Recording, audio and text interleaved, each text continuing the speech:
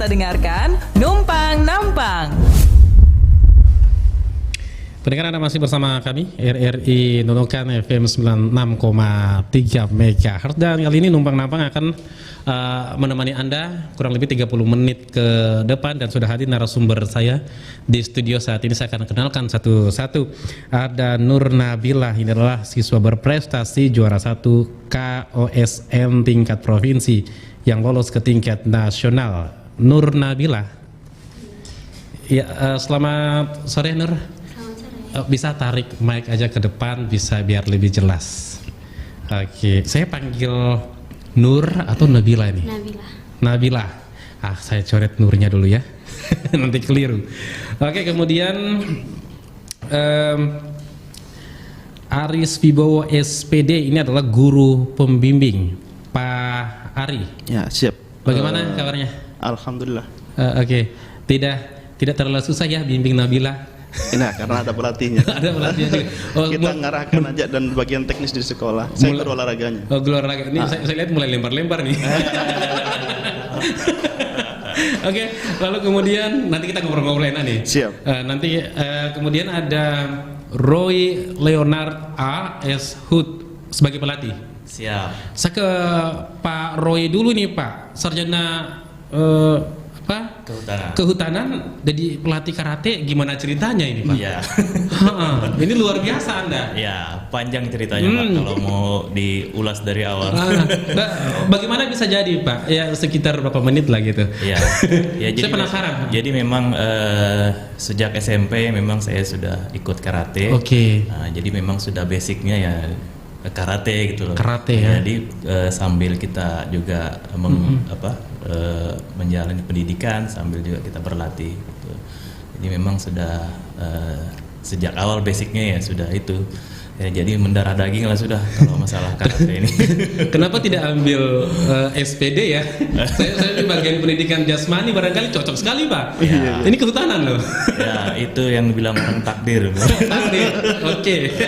Garis. Sudah garis tangan, Pak ya. Ya, betul. Oke, Anda luar biasa. Nabila, kenapa suka olahraga karate? Hobi. Itu terinspirasi dari siapa atau apa pertamanya itu? Terinspirasinya dari kakak sepupu. Kakak sepupu juga? Ya, ada om juga. Oke. Saya pikir kasih dekat sedikit lagi ya mic-nya. Nanti operator saya angkat tangan di sana itu. Tandanya belum. Bagaimana? Bisa diulang tadi? Terinspirasi dari kakak sepupu, ada juga om. Kakak sepupu, om. Terus Anda? iya. Satu rumah ya, satu keluarga ya. Luar biasa ini karate semua. Bagaimana saat ini Anda kelas berapa? Sekarang kelas 9. Kelas 9. Iya. Oke, itu sejak kapan? Awal mulainya karate pas kelas 3 SD. Kelas 3 SD. Itu Anda lihat orang atau terinspirasi dari saudara Anda tadi kah, atau memang Anda mau coba-coba pada waktu itu? Awalnya coba-coba, terus jadi suka, cinta ya dengan itu, Kak. Dengan dari Anda kan perempuan, iya. Ya kan, pasti banyak juga laki-laki yang ikut. Ada sempat minder nggak pada saat itu? Ada. Sempat. Lalu kemudian apa yang Anda lakukan? Terus berusaha, bagaimanapun hasilnya tetap berusaha. Berusaha ya, sampai hasilnya. Iya. Saat Sampai ini. hasilnya di sini tetap berusaha terus bagaimanapun hasilnya. Oke, luar biasa. Saya ke Pak Ari ya. Aris. Pak Aris. Aduh, Pak Aris. Apakah siswa-siswi di SMP negeri memang rutin mengikuti olahraga ini? Iya, kalau gini. Jadi atau punya mata pelajaran sendiri atau seperti apa? lain. Oh, beda. Ini di luar mata pelajaran, jadi sebagai ekstrakurikuler. Jadi macam-macam cabur, Mas, Mas Erik. Jadi setiap anak itu kan punya potensi masing-masing kan. Jadi tinggal anak-anak sendiri mengenali bakat dan minatnya masing-masing. Jadi kebetulan Nabila ini bakatnya di seni bela diri, cabang karate. Jadi kita sebagai guru itu hanya bisa jadi fasilitator dan motivator, karena basic kita itu kan tidak semuanya kita cabur bisa Pak, terus terangan seperti itu kan. Kebetulan basic saya di bidang permainan. Nah, di bidang permainan, olahraga, kebetulan ada ekskul karate dan beliau yang membidangi atau jadi pelatihnya. Jadi kita mengarahkan dan hanya memotivasi siswa yang ingin berkembang seperti itu kan. Jadi terutama masalah pandemi ini Pak. Jadi di pandemi ini siswa itu terbatas eventnya, begitu Pak ya. Terbatas eventnya, event KOSN-nya. Jadi sudah dikurangi kan, dipangkas semuanya cabur. Kebetulan karate yang ada itu pun secara virtual. Dan alhamdulillah berkat bimbingan dari pelatihnya juga, arahannya, Nabila bisa sampai ke tingkat nasional. Oke, apa yang Anda lihat dari Nabila? Serem kali ya kalau sebagai perempuan ya. Enggak sih. Enggak. Seperti dia apa berpotensi sih? Pak, berpotensi. Karena saya lihat percaya dirinya itu cukup kuat lah. Saya lihat itu, oh ini anak memang punya percaya diri yang tinggi. Nabila kemarin tuh ikut lomba virtual ya? Iya. Baru kali ini ikut virtual atau kan memang sudah sering atau seperti apa? Sudah pernah tahun kemarin. Tahun kemarin virtual. Iya. Pernah langsung? Maksud bertanding langsung? Iya, pernah. Yang enak mana nih, virtual atau bertanding langsung? Bertanding langsung. Enak itu ya. Saya kemarin wawancara salah satu juga seperti itu. Dia lebih enak langsung. Iya. Kenapa kalau langsung? Karena kalau virtual kan dia kalau salah latihannya kurang. Oh, oke. Kalau langsung kan tiap hari latihan. Tiap hari latihan langsung, kemudian sudah tahu ya. Iya. Dan hasilnya juga langsung. Hasilnya juga langsung. Bisa diulang-ulang lagi. Ya, kalau virtual bisa ulang. Iya, ulang. Bisa ulang, itu ya kelemahannya ya. Salah ulang. Gitu Pak ya? Iya. Jadi pengiriman video itu apa? Gerakan itu direkam melalui video. Baru dikirimkan melalui link yang sudah dimasukkan ke Google Drive dan ada format yang disiapkan oleh panitia di sana untuk mengumpulkannya. Seperti itu. Baik, saya ke Pak Roy dulu, nanti nanti kita di demo. Pak Roy, ada berapa murid Anda Pak Roy? Aduh, kalau ditanya murid ini banyak yang jelas, mulai dari tingkat SD sampai ya orang tua juga ada. Sampai orang tua? Iya. Usia berapa itu Pak? Ya pokoknya selagi dia mampu untuk berlatih berolahraga ya kita siap untuk membina mereka gitu. Oke, yang enak mana dilatih, yang muda atau yang tua? harus yang muda harus ya. Bisa dibentak-bentak, kalau yang tua segar. Ya sama saja sih, tinggal kita saja diplomatis sekali jawaban. Tinggal menyesuaikan saja. Itu kan karakternya beda-beda Pak ya. Betul. Karena banyak sekali. Bagaimana Anda bisa ini mental juga sebenarnya nih. Mental, terus bagaimana Anda menjalankan itu Pak? Karena ini banyak anak, banyak orang tua, lalu berbeda-beda juga karakter. Seperti apa Anda tangani? Ya memang karakter pasti berbeda-beda. Ada treatment khusus yang kita berikan. Lain juga untuk anak-anak, kemudian lain juga untuk yang dewasa. Itu berbeda, baik dari segi materi maupun dari segi pendekatannya gitu.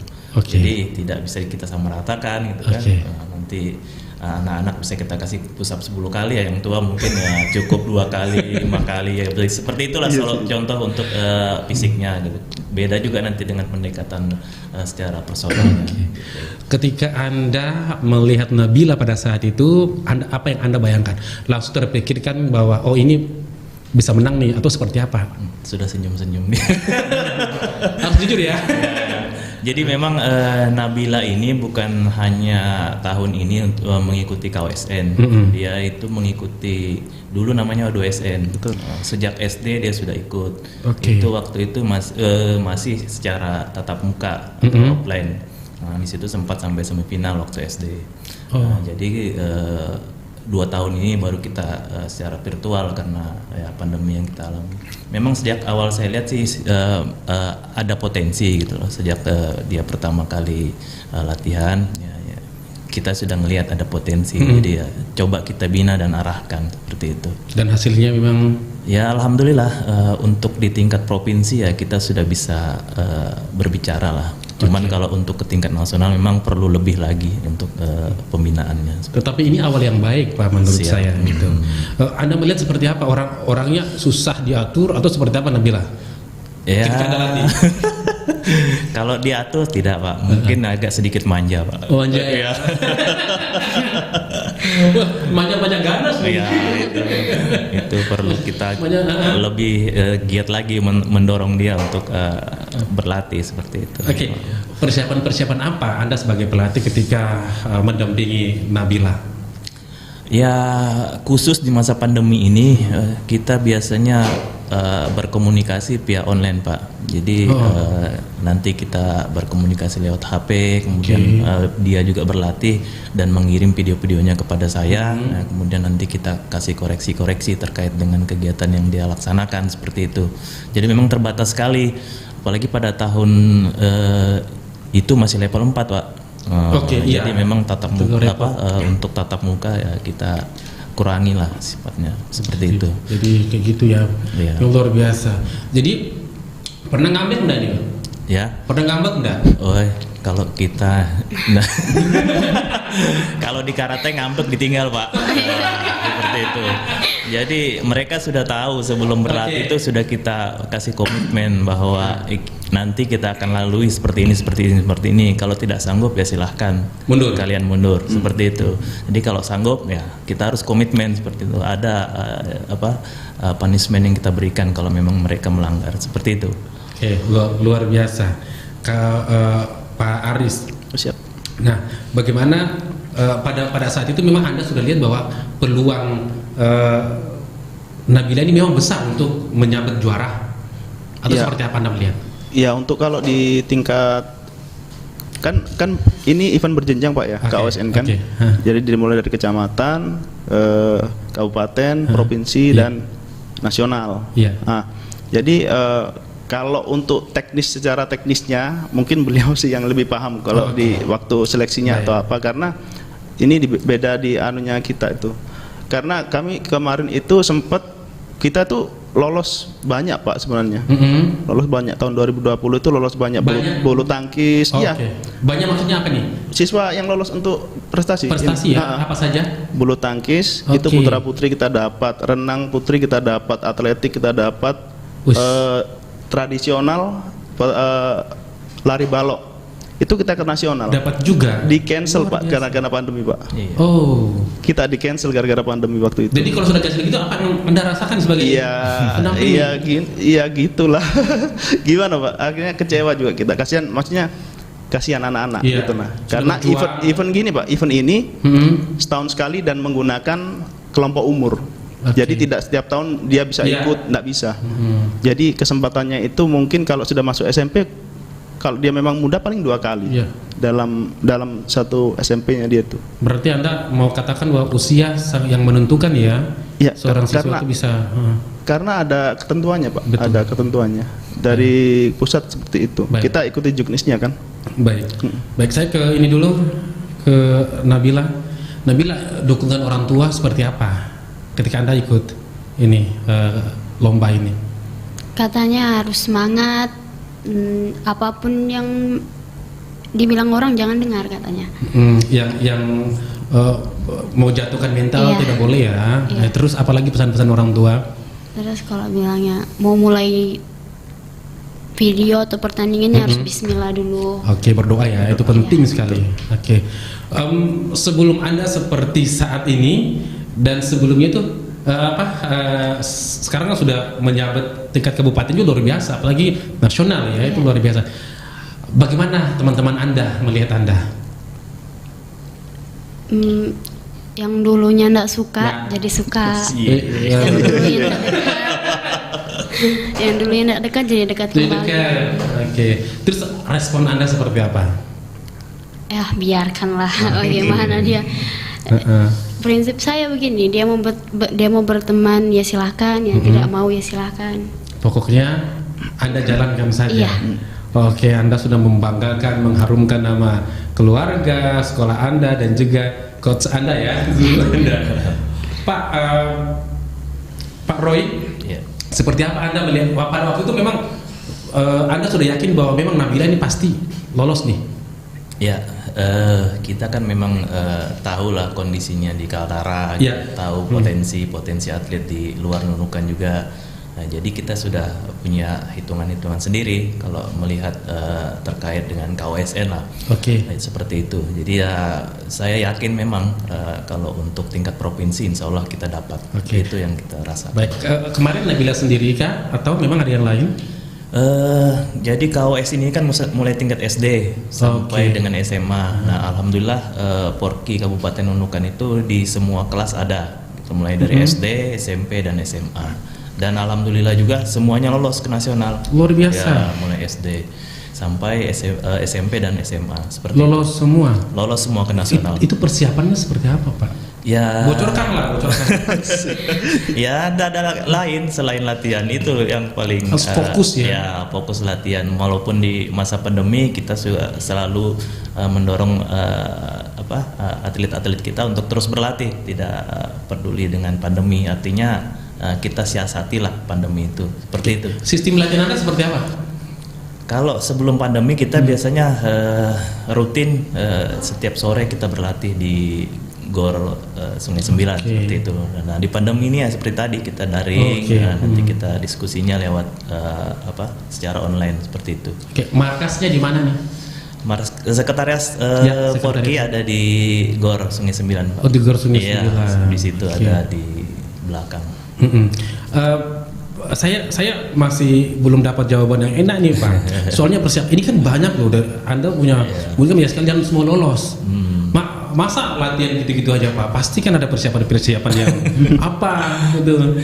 Ya intinya mereka sudah kita berikan program masing-masing untuk berlatih di rumah seperti itu. Nah, yang penting program itu dijalankan dan terus kita berkomunikasi tidak putus. Saya pikir itu sudah cukup lah untuk di tingkat provinsi. Ya, kalau ke nasional mungkin kita akan lebih lagi seperti itu. Oke.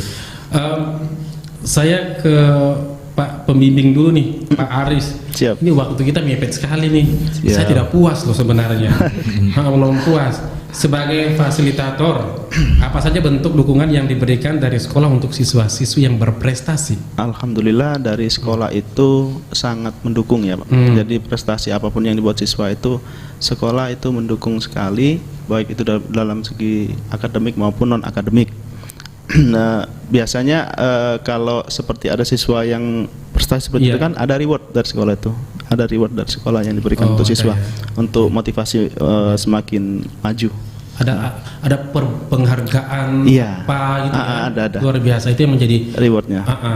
Oke, saya ke Pak Roy dulu nih. Aduh, ini waktu saya. Pak, ini dukungan dari pemerintah seperti apa? Karena kita melihat ini karate ini kan memang sangat maju dan kalau Asian Games kalau nggak salah yang kemarin itu kan banyak sekali dari olahraga karate yang menyumbang medali, Pak. Kalau di Nunukan seperti apa? Ya, kalau di Nunukan sendiri perhatian pemerintah sangat baik, khususnya untuk cabur-cabur melalui KONI. Jadi memang KONI sudah bekerja dengan cukup baik.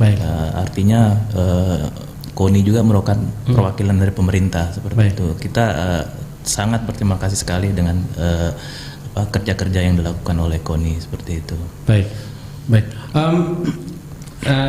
Nabila, Anda sudah puas dengan apa yang sudah Anda miliki saat ini, prestasinya, atau masih seperti apa? Masih kurang. Masih kurang. Apa yang Anda lakukan ke depan? Ya, terus berlatih, latihan. Dan terus latihan. Iya. Oke, saya ke Pak Ari. Pak Ari, saya silakan Anda untuk menyampaikan sesuatu untuk masyarakat Nunukan. Silakan. Closing statement. Kalau dari saya sih, jangan jadikan pandemi sebagai alasan untuk tidak berprestasi. Kenal diri kamu, gali kemampuan kamu. Bukan masalah kamu mampu atau tidak, tapi kamu mau atau tidak. Seperti itu. Oke. Nabila, silakan berikan sesuatu barangkali motivasi untuk teman-teman Anda di rumah. Teruslah semangat, jangan pantang menyerah. Bagaimanapun keadaannya tetap semangat. Terus banggakan orang tua. Oke. ini sebagai tiang ini, Pak Roy. Pak Roy silakan. Ya, jadi mungkin kalau saya kesehatan itu segala-galanya.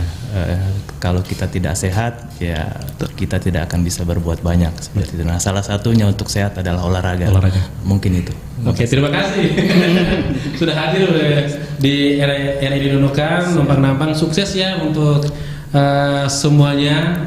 Ada Pak Aris Wibowo, Pak Roy, dan juga Nur Nabilah. Terima kasih sudah hadir di RRI Nunukan. Siap, sama-sama. Sekali lagi sukses ya untuk Anda. Amin. Baik, pendengar, demikian numpang-nampang dengan topik olahraga karate hingga tingkat nasional. Demikian numpang